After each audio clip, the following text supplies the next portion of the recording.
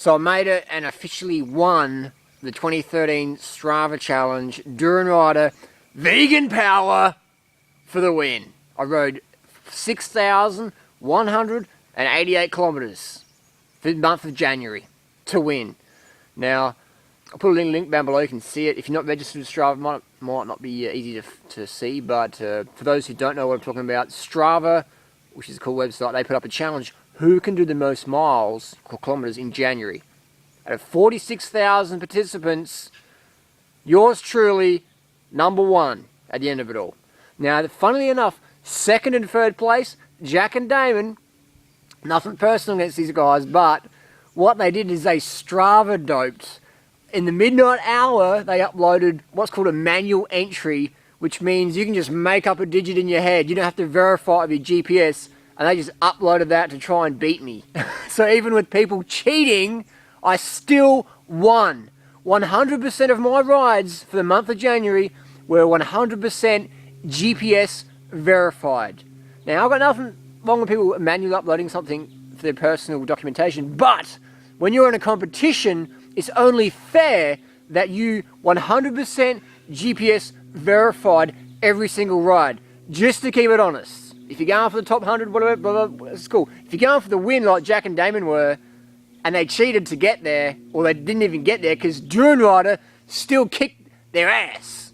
Vegan power, yeah.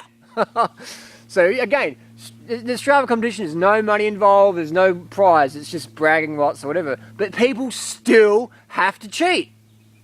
So people wonder, Harley, why do people dope for the Olympic medals? Because they need to fucking eat. They need to win, man. If you're in Kenya, you need to win.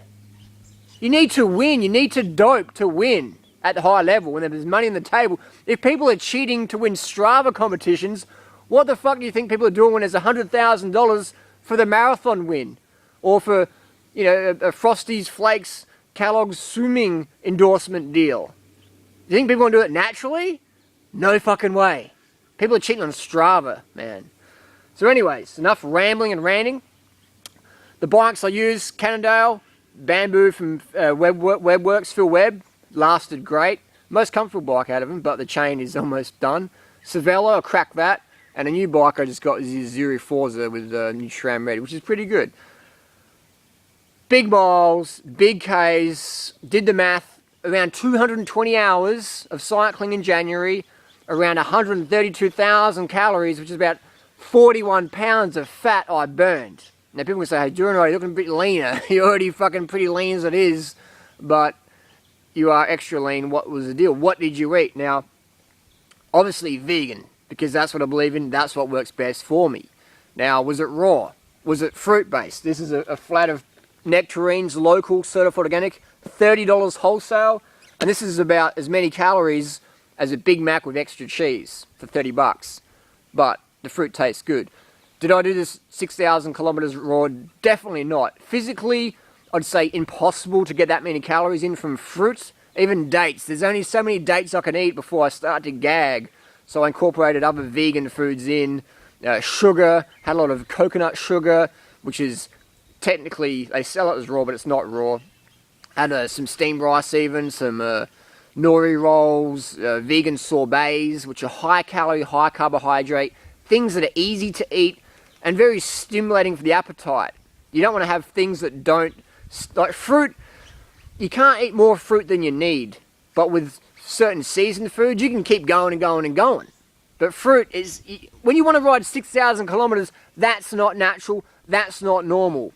Like, I got so much sun exposure, you can sort of see I'm looking a bit like peeling. I even went out and bought some organic sunscreen, which I'm normally not endorsing. I normally say cover up.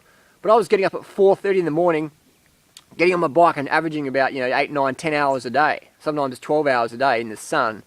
So, we're not designed to ride our bikes that far. We're not designed to have that much sun exposure. So you have to add in maybe a little bit of unnatural things to get in there to get going, to win the competition, to prove that a vegan athlete can dominate naturally. Now, caffeine, did I have caffeine? No exceptions, 100% caffeine-free, tea-free, theobromine-free.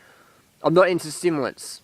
And I wanted to prove that, hey, My diet fucking works. I can ride 6,000 kilometers with no stimulants on 100% plant food nutrition, carbohydrates for the win. And people say, well, what about fruit? You always round me out fruit. Fruit's the best, man. And maybe if there was a mango tree in every mile, I could have done it on fruit. But we don't live in a fruity society. We live in a society where it's easier to get a candy bar than a nice flat of local organic peaches or nectarines, you know. We don't live in this fruity world, unfortunately. So obviously I had to make some vegan substitutes there to get the carbs in. And sugar, I'd definitely say the organic sugar was definitely one of my staples over the last month. Definitely rate the organic sugar. It lets you do the miles, man. It lets you do the miles. So I've lost weight, man. I've lost weight. I lost a lot of weight. And people say, isn't that detrimental getting such a low body fat? Well, here's the thing. You know, here's the thing. I'll probably start adding in more avocados and nuts to bank up my body fat levels again over February, March. So the fat you eat's the fat you wear.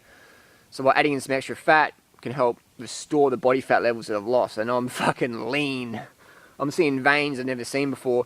But what I did before this January experiment is I went to the doctors, legit doctors, and got some blood tests up, like testosterone, hemoglobin, hemoglobin A1C to see how much glycated hemoglobin I had, which is very, very low, which is very, very good. What else get done? Got iron done, a lot of, you know, potassium, minerals, elements, stuff like that done, red blood cell count, hematocrit.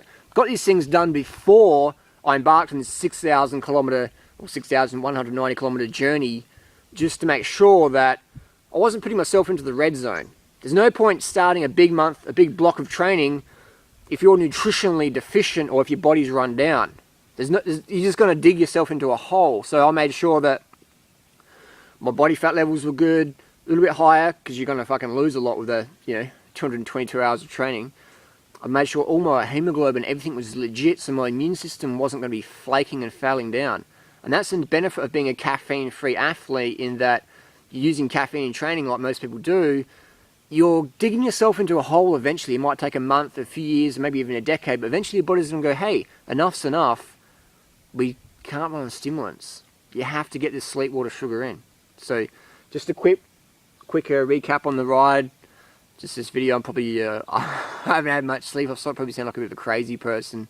So my normal videos will resume soon. If you got any questions down below, post them down below. If you want to talk about food or training or whatever I did, post it down below and I'll expand on a more in-depth video. Whatever your questions, post them down below. I'll sift through them, and whatever's getting the most popular questions, I'll do a video specific about that one. You can ask me any question. I want to be 100% transparent, nothing hidden. Ask me what you want to ask me. Tell me what you think of me, whatever, good or bad. Share your comments and criticisms, share opinions. What's the most kilometers you've done in a day, in a month? And what do you think of the guys on Strava who are Strava doping, uploading fake rides to beat Durianrider vegan power? What do you think about that? I think that was freaking hilarious. I'm going to get some sleep, and just want to, lastly, Matt, I can genuinely say that if you don't get enough sleep, man, you go a little bit, bit loco in the head.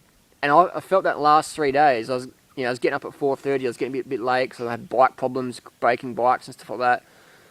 And so my sleep wasn't all there, and it was almost like I was on drugs. So what did I learn after the 6,000 Ks? I learned sleep, water, sugar are just the key 3 fundamentals for your health and fitness lifestyle. Sleep, water, sugar.